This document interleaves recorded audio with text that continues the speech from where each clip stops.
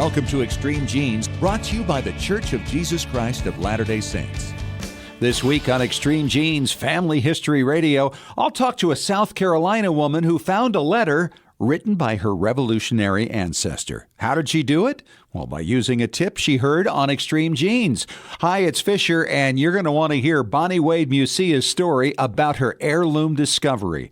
And I'll also be talking to a woman who's a member of some 60 lineage societies. Why does she do it? How can you do it? How do you get in, and how do you find one that's right for you? Kimberly Nagy will have some answers for you. That's this week on Extreme Genes Family History Radio, brought to you by FamilySearch.org. Discover, gather, connect, a presentation of the Church of Jesus Christ of Latter-day Saints. And welcome to America's Family History Show, Extreme Genes and ExtremeGenes.com. It is Fisher here, your radio root sleuth, on the program where we shake your family tree and watch the nuts fall out. Great show lined up today. Very excited to have a couple of incredible guests here. One is Kimberly Nagy, and she belongs to close to 60 lineage societies. Yeah, she's in all these different groups, obviously the most prominent ones like DAR and the like, but then she's in the Society of Witches, and she'll give you the whole list a little bit later on and give you some tips on how you can find a lineage society that fits you and how you might be able to belong to it, how you go about the application process. So that's really quite fun. And then later in the show, Bonnie Wade Musia is going to be here. She's from South Carolina. And following a tip about how you can use eBay to find family material on Extreme Genes, she found an incredible piece of family history, and she's going to tell you about it, how she did it, how you can do the same later in the show. And just a reminder, by the way, if you have not yet signed up for our weekly Genie newsletter, hey, isn't it about time? It is free. We give you a blog each week. We give you links to past and present shows and links to stories that we know as a genealogist you're going to find very interesting. So get on that on our website, extremegenes.com, or through our Facebook page. Right now, we turn our heads towards Boston, or is it Washington, D.C. right now? For David Allen Lambert, he is the chief genealogist of the New England Historic Genealogical Society and AmericanAncestors.org. Hello, David. Well, yes, I am. I'm in Washington at the Federation of Genealogical Societies FGS 2019 conference, which I'll be lecturing in a couple of days. That is awesome. I got to tell you, a lot of things have been happening. We missed you last week, but I know you've been on the road. And actually on the water. You were on the water? What were you doing on the water? Gina Silver-Ortega, who does a lot of cruises, invited me to be a lecturer on a cruise that went from Montreal to Boston, with points in Quebec, Prince Edward Island, and Nova Scotia and Maine. And I gave 4 lectures. It was a great time.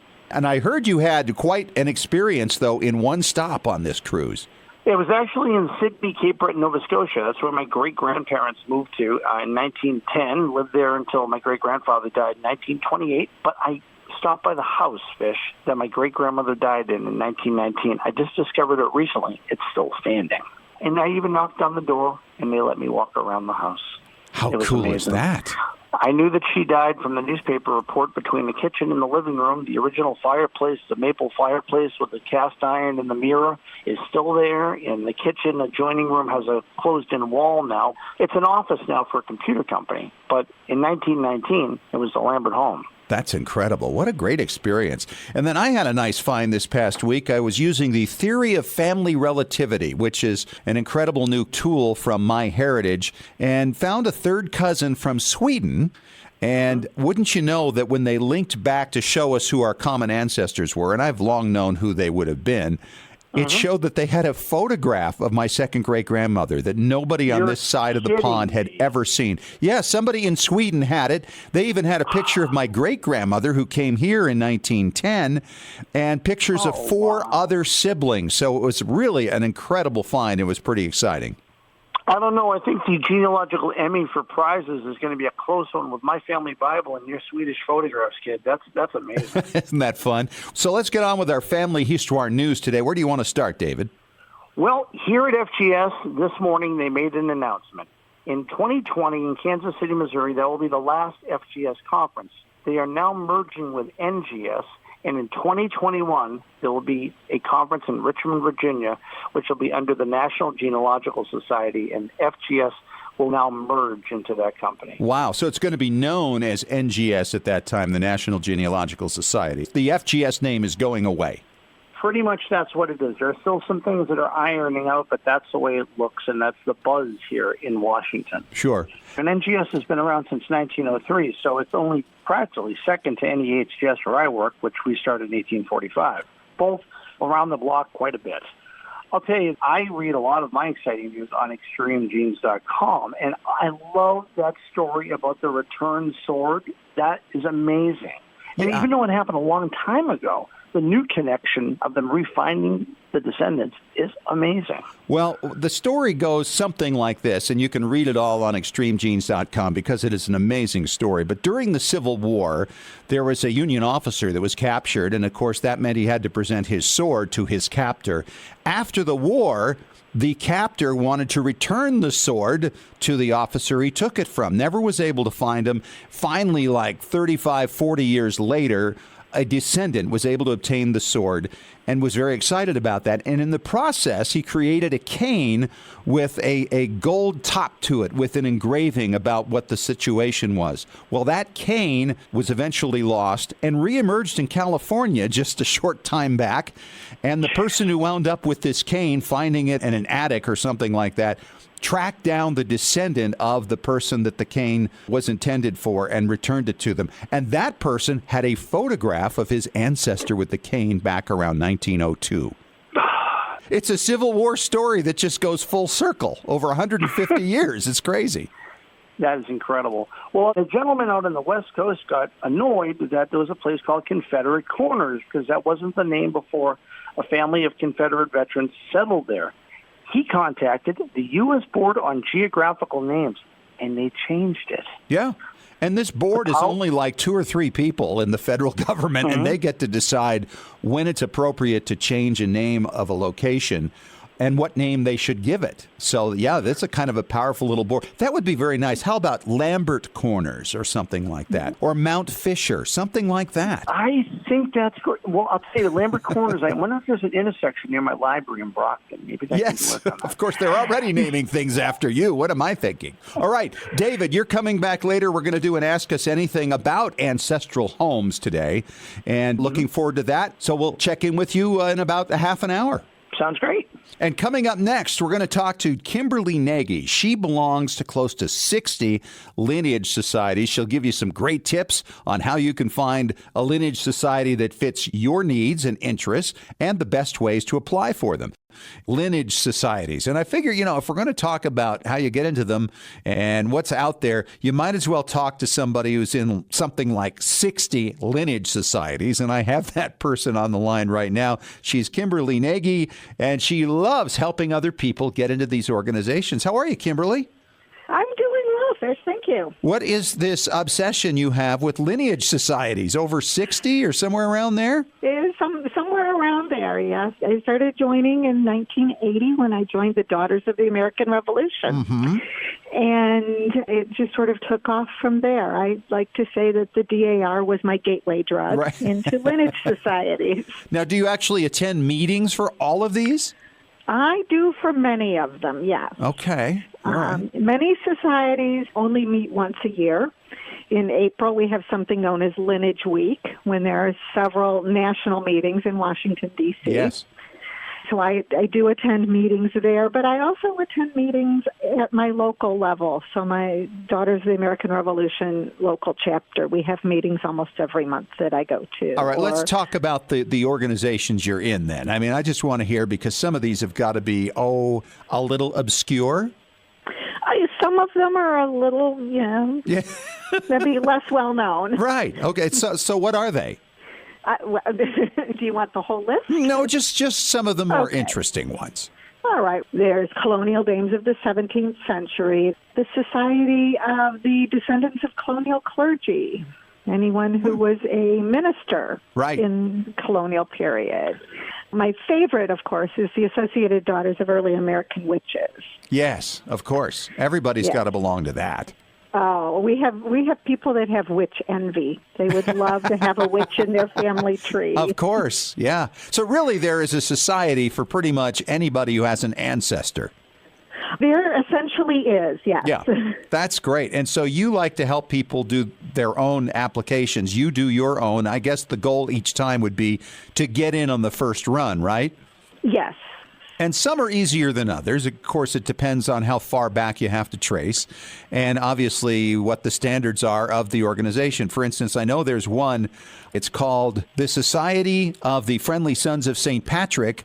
And to be qualified for membership, all you have to do is be of Irish lineage and of good moral character and at least 18. So it's not really hard to join that, I wouldn't think. No, there are a few that will take you at your word. If you tell them that you had an ancestor that did whatever their qualifications are, they say, okay, fine, pay us some money and you can join. That's it, yeah. But then there are the other ones. Obviously, Mayflower Society is very challenging, although they give you the first 5 generations from the Mayflower on forward, so you really only have to get back to the mid to early 1700s to make that work. SAR, DAR, very demanding, but you only have to go, obviously, to about 1750, 1740, so that's not too bad. What's one of the most difficult societies to join, would you say?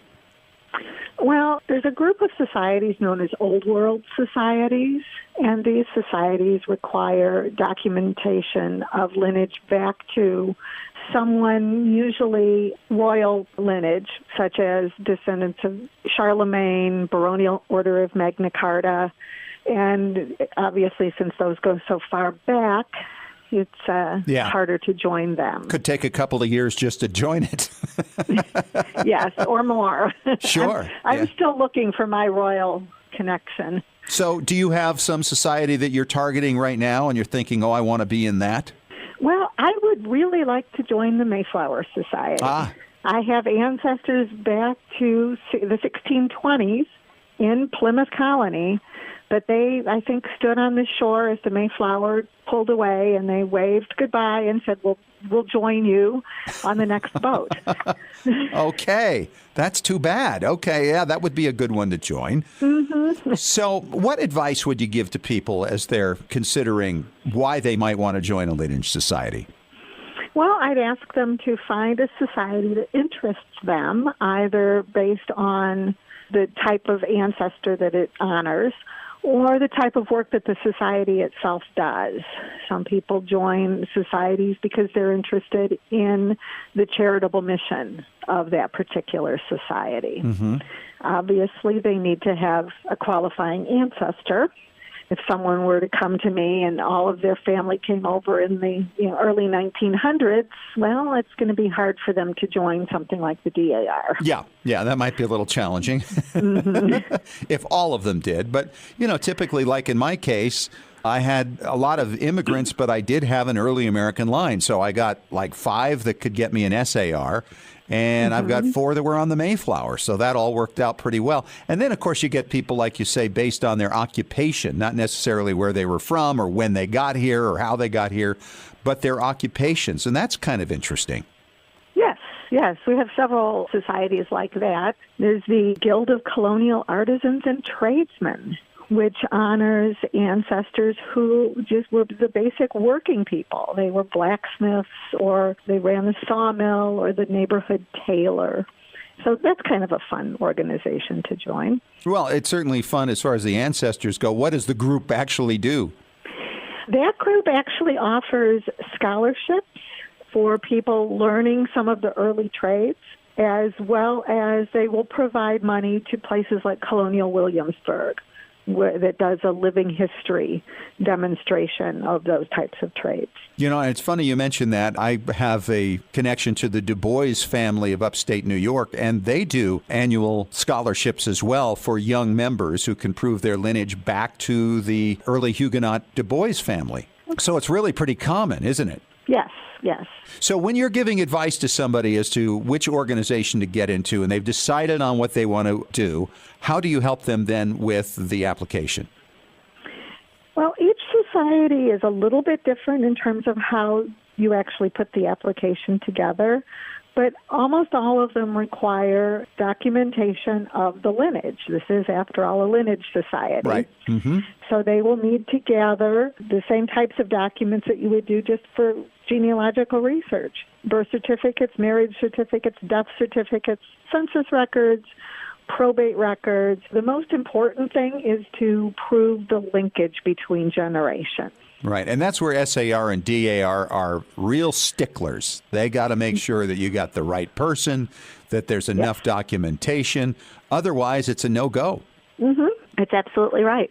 And so what do you do when you run into that situation with somebody who's kind of new to the game? It's like, my gosh, I got everything before it, I got everything after it, but this one link just isn't strong enough. Well, that's where it helps to have a lot of experience as a researcher. And most people are used to going on Ancestry, and they pull up their tree, and they think that that's all they need. Where I might have to go in as the society's registrar and look for the actual documentation and dig. It might involve going to a courthouse or writing a letter to an archives or some type of good basic genealogical research, looking for that linkage. Now, for those of you who don't recall, a letter is a piece of paper, and you take something called a pen or a pencil, and you actually write letters on it, and then you stick it in an envelope, and somebody takes it and delivers it to the person whose name is written on the envelope. It's an amazing process. Yes, so that's how I started doing genealogy. That's how you started the whole thing. And so what has been one of the most unique experiences you've had in helping somebody else figure out how to get into one of these societies? Well, I recently helped a woman join the DAR, and her mother was adopted. So we had to prove not only the basic genealogical information, but we had to figure out who the actual birth parent of her mother was. Mm-hmm. And prove that in order to help her join. Wow. So you were doing genetic genealogy? Yeah. Well, she proved it with DNA, although the DAR doesn't actually accept the DNA, but they did look at it as sort of a corroborating evidence. Mm-hmm. So there was other evidence? Yes. Well, that's good to know, though. And I know a lot of organizations are starting to look at that. Seems to me Mayflower Society is doing that. I know they're starting to look into it. Very few societies will actually accept DNA as their primary evidence, though. Mm-hmm. Isn't that interesting, too, when you think about it? Because really, we are the record when it comes to DNA. So why would we be considered any different than a piece of paper? Because a piece of paper can be wrong, too, right? Oh, yeah. You know, it may be the wrong daddy who may not know, and yet you can get into the society, but the DNA could tell you the real truth about it. So that's kind of an interesting way of viewing it in my mind. I think more should use DNA. But you still can't prove it definitively without the paper records as well. Right. Oh, no, it's the power only comes from both, right? Having the DNA and the records so you can figure out, okay, all these people match paper-wise and their DNA matched to me, and that's how you kind of know. Yes. Well, this has been fascinating talking to you, Kimberly. Kimberly Nagy, she belongs to some 60 lineage organizations and obviously has some great advice and ideas about why you might want to join one and how you can go about it. And I thank you for your time. Oh, and thank you. And by the way, if you're thinking about joining a lineage society, there is an entire list of hereditary and lineage organizations that you can find on Wikipedia.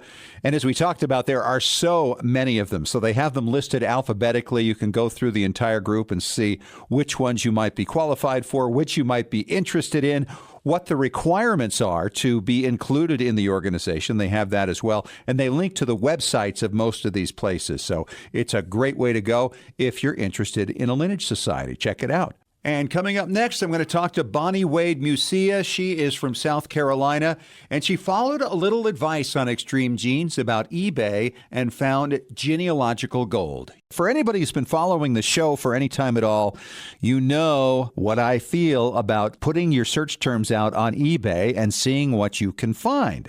And recently, I got an email from Bonnie Wade Musia from near Hilton Head, South Carolina. She is a passionate genie. She is a patron club member, and she recently made a find on eBay using these techniques. And Bonnie, tell us what you did. Well, thanks so much for having me on. This is very exciting, and I can't wait to share what I found with you. I had put in some search terms for one of my DAR patriots. My original patriot, Nathaniel Freeman, he was from Sandwich, Mass., and he had a pretty illustrious career. But one day, something popped up, and I looked at the auction, and it was a letter from 1818 from Nathaniel Freeman to Samuel E. Smith, Esquire, up in Maine. And, of course, I was leery at first when I was thinking, oh, I don't know what this is. He had a son named Nathaniel. Is this the right person? But my Nathaniel was a lawyer, and he was a physician. And sure enough, it was from his law firm down in Boston, and everything looked great. Even the pictures looked great. And what's his relationship to you? He is my fifth great-grandfather. Your fifth great-grandfather. He served in the Revolution. He was a lawyer. He was a doctor. And so this is some 40 years after the Revolution, or 35, somewhere in there. And I can understand that state of disbelief because I've experienced it many times. It's like just a little leery. Could this really be what I'm thinking it might be? And you have to research it a little, don't you? Yes, exactly. And I just wanted to make sure the locations were correct and the time period was correct. He died in 1827, so I wanted to make sure it wasn't after or if it was the son. So everything seemed to have checked out, and it was only $95. It was a buy it now. It was right around Christmas time. And, of course, I clicked that button as fast as I could. Yeah. And then when I got it in, it opens up like the old letters do, and it has the original wax seals on the back as well. And I was just shocked how great in shape this letter was from 1818. And it looks like Samuel E. Smith, the recipient of the letter, I did a little research on him, and he was the 10th governor of Maine. So we're talking about two kind of famous New Englanders, which made it even more interesting to me. Absolutely. And you're saying that he was the first guy you went into DAR through? Yep, he was my first Revolutionary War patriot. And interestingly, the Freeman name has been in our family for about 100 years. My father's middle name is Freeman, so it was kind of nice to go in through him being Freeman. And he was a physician, he was a lawyer, and he was in Massachusetts in Sandwich. He was the head of the courthouse there. And then in 1774, he had led a bunch of people to the courthouse to protest how Britain selected their jury members. So he had a large crowd of about 1,000 people. So he was definitely getting the attention of the Tories, and they did not like him. So one day he got a message that said that a patient needed him, and he set out on foot past the Tory tavern. And on his return, he was beaten by 6 Tories, and they dragged him into a pond. They stabbed him. They tried to kill him. Oh, wow. And later, the 6 Tories acknowledged that their intent was to kill Dr. Freeman. But the Sons of Liberty found out who was responsible, and they brought those men to justice.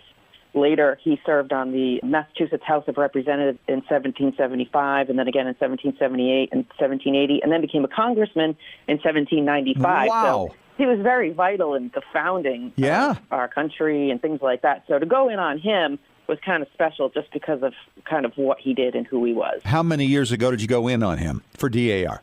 I've been in the DAR, I think it's been about 5 or 6 years now. Okay. Have you been to a DAR meeting since you obtained this to show to your friends?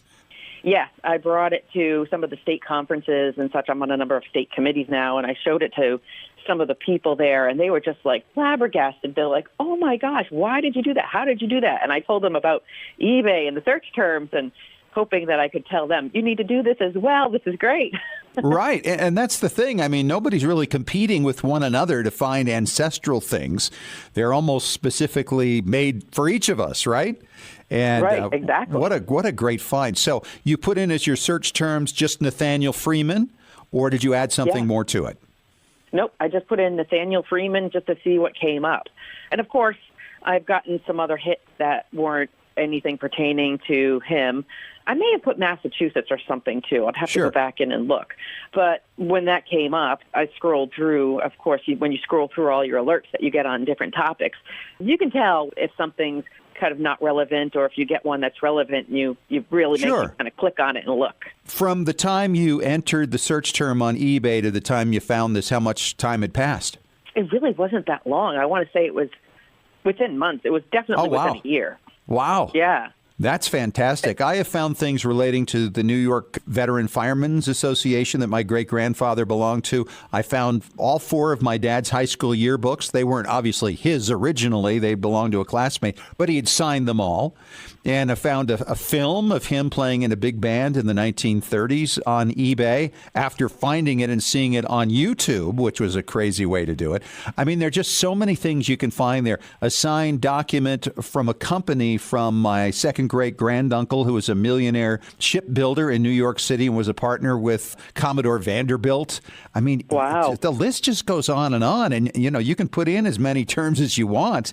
And I get alerts every day, literally every day, and very, very rarely is it something that pertains to what I'm looking for. But nonetheless, I know it only takes once, right? Exactly.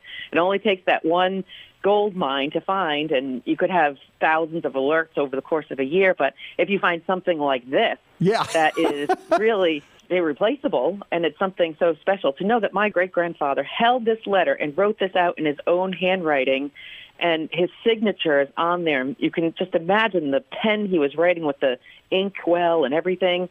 To think that he was sitting at a desk writing this, it just kind of brings me back to what he was doing at that point. Now, I bet your hair stands up sometimes when you hold that. Yeah, it's really amazing. And would he have ever thought that his 5th great-granddaughter would be holding this letter how many years later down the road? Probably not. Yeah. Over 200 years later. So what are you going to do to display it, or where are you keeping it now to preserve it? Well, I keep it in my office right now. I'm very cautious about how I want to display it. It's kind of delicate, and it's a little bit fragile, and I don't want to expose it to any light or anything like that. So I keep it protected and preserved. I did take a picture of the actual letter, and I wrote a blog about it. So there are some photos of his signature, but right now it's just kind of sitting safely in my office, and I may eventually donate it to a historical society, or I was even thinking of the National Society of DAR, just because they collect things like this, and it would be preserved for others. Well, one thought for you, and I've done this with a family Bible I obtained 5 years ago, because like this, it was very fragile and very delicate, and you don't want the ink to fade, so I keep it in an acid-free sleeve in a book away from any light. But I scanned it first and then created photocopies of these pages from the family Bible, and then I framed those. And so anytime I want to look at it, I look at the framed copies. That way I get to enjoy it every day and keep it preserved at the same time for the family. That's a good idea. I probably could do that. I have transcribed it. Maybe I could put the letter in there, a picture of it, and then put the little transcription on the bottom. She is Bonnie Wade Musia. She's from South Carolina. She's a Patron Club member. Thank you for your support, Bonnie, and thanks for sharing your story. I love it, and I love the pictures, too. Thank you very much, Scott. I appreciate it. All right, it's time once again for Ask Us Anything on Extreme Genes, America's Family History Show on extremegenes.com. By the way, if you want to ask us anything on any topic at any time, you can do that by emailing askusanything@extremegenes.com. And we have the magnificent David Allen Lambert on the line with us once again. And this kind of fits in, David, because we did get this question from Tina in Savannah, Georgia. And she says, how do you find where your ancestors lived? And this fits perfectly because you were telling us earlier in the show how you recently toured the home where one of your ancestors passed away in, 1919? 100 years ago on Halloween, my great-grandmother, Sabina Lambert, died between the living room and the kitchen of this house, 1 Douglas Street in Sydney, Nova Scotia. I found out where they lived then from her death record, because there's no city directory from 1919. So her death record is the only indication in 1919 that they were living there. Sure. So the death record can be a real good source, or a marriage record. Occasionally we'll say where a person's living. A birth record will occasionally. But, maybe you have an old letter or postcard. The census, when you hit the 20th century, gives you addresses. How about yourself? What have you used? Yeah, actually, I just did this past week. I'm helping somebody with genetic genealogy to figure out the birth parents of her adopted father. And as a result of that, we put the 2 branches together, figured out who they were. And then when we plugged in their addresses, because her father was born in 1920, right during a census year, the census gave the address for both people. I plugged it into Google Street Level, and it showed that they lived 0.3 of a mile apart. Talk about confirmation, right? That's amazing. I mean, the same thing with addresses. During the Civil War, my maternal grandmother's parents lived across the street from each other in Boston. Tell me that 13-year-old didn't meet the 15-year-old and fall in love and later marry, because it's the only way they would have known each other. But the story wasn't there. I deduced this from looking at where their addresses were at the same time. The addresses are really important, and you touched on it briefly there. Directories are so big, and so many of them are online now, and you can just do a Google search for that. And places like Ancestry have directories as well. Your local libraries have these. But when you start putting things together, for instance, I always wondered how it was that my great-grandfather in New York City wound up meeting his paramour. He fathered a child with her when he was 58 and she was 26. How did they meet? Well, I found out that her dad moved in 2 doors down from him just a few years before they had their affair. And it's like, okay, there they go. That's how they met, right there. So these addresses can be real storytellers for you as well. Well, that's like my dad's parents. I never knew where my grandfather was in Moncton, New Brunswick, because he's not on any directory till after he gets married. He rented a room in my great-grandparents' house and fell in love with my grandmother. Addresses can lead you to great adventures, and I don't care if you're standing in the middle of a Walmart parking lot because that was your family's farm, there's still that slight connect. But to walk through a house of your ancestor is even better. Yeah, I can imagine. And you actually stood where your ancestor passed away because you had that description from the obituary. Right. And in this house in Sydney, Nova Scotia, the original fireplace and the stairway, the stained glass windows, a lot of the original interior and exterior from 100 years ago is the same. So it was surreal because it wasn't just an old house. It was my family's home. Yeah. And the fact that you figured out the address just before you took this cruise and wound up going to that very location is astonishing. I thought that I had already looked at all the houses because all the rest of them are gone fish. In fact, the last house that we had, they tore it down to build a YMCA, and I was in that briefly because it was a furniture store, even when we had it. But this one was the residence, not the business, and it just felt strangely and oddly familiar. All right. We have an interesting question from England coming up next on the same type of topic about approaching people about touring your ancestral home. And we have an email from George in Southampton, England. And George is asking, how do you approach people about touring an ancestral home? That's a great question, and you just did this past week, David. So funny. But it's funny he says this because that is kind of a nerve-wracking thing to go up to somebody's door and just knock and see if you can take a tour. Well, when I went to England a couple of years ago, I knew our family farm from the 1840s to the 70s, and it was a house built in the early 1600s. Gorgeous. I had been in touch with the owner. He'd send me pictures of the inside. I go all the way over to England. I figured, he's going to be living there. I'll just show him the letter. Knocked on the door. There was a young lady and her children living there. He was renting it to her, and he was in Australia. Oh, guess what I didn't get to do? I was waiting to go in and photograph every square inch of the place. Well, and in answer to George's question here, there are ways you can do this. And I think about it a lot because I must admit I'm a little nervous about knocking on a door, especially for my childhood home, because I would hate to be rejected, or have somebody go, "Who are you? Stay away." Exactly. And it's like, wait a minute, my whole childhood is here.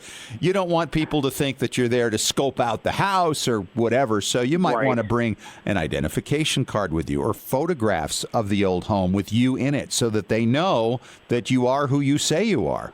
I don't think many people would be really anxious to tour somebody through if they didn't really know what your connection was.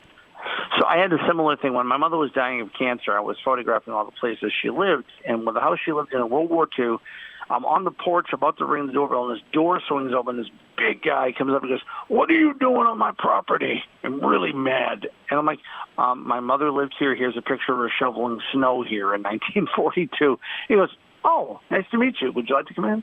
Yeah, it makes a huge difference. And so if you bring a book of pictures, just a few, and keep in mind, some of these people might be interested in having some photographs of their home and what it looked like back in the day, that you could make kind of create this little relationship with them by giving them this little gift. And hopefully they'll give you the gift of going through and blowing your mind with all the memories in the different rooms of places you've been in, or maybe where your ancestors lived. Or died. Yeah, it's amazing. But I now have that connect. I'll be writing to the person. I got his email, the person who runs a small business in there, and I told him I'd tell him the whole story. And I said, if you sense a ghost while you're in the kitchen, just say, Sabina, your great-grandson says hello. Well, earlier this month, my wife and I went back to a town she lived in back in the 60s, Thomasville, Georgia. And we went and knocked on the door of the home she lived in when she was in second and third grade. And the woman came to the door, spoke to us through the door. It's only 6 o'clock at night. And it turns out to be the very woman who bought the house from the family in 1967, which get out. was unbelievable. She was ready for bed at 6 p.m., so we didn't get to tour. She later came out, though, as we were looking around the backyard and all that, and apologized and took us around and told us some of the history. But it was really quite remarkable to think the same person who bought that place over 50 years ago is still there. Now, is your wife's swing set still in the backyard when she was a kid? No. I hope that answers the question, George, because I know it can be a little concerning to knock on a stranger's door. But there you go. That's our Ask Us Anything segment for this week. Thanks so much, David. Talk to you again next time around. And if you have a question for us for Ask Us Anything on any topic having to do with family history research, email us at askusananything@extremegenes.com. Well, that's our show for this week. We appreciate your joining us. Talk to you again next week. Thanks for joining us. And remember, as far as everyone knows, we're a nice, normal family. This has been Extreme Genes. Share your family story by going to FamilySearch.org.